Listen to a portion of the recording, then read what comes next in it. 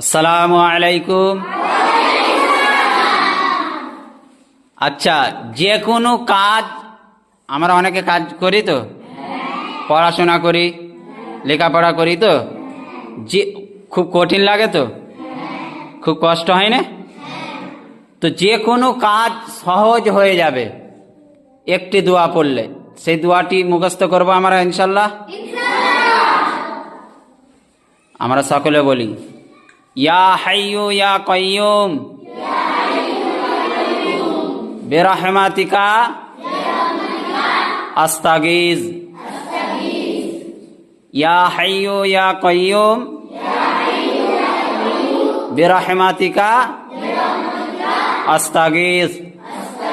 এই দোয়াটা পড়লে আল্লাহ যে কোনো কাজ, যতই সমস্যা হোক, কঠিন হোক, সেটা সহজ করে দেবে ইনশাল্লাহ। পড়ব তো আমরা।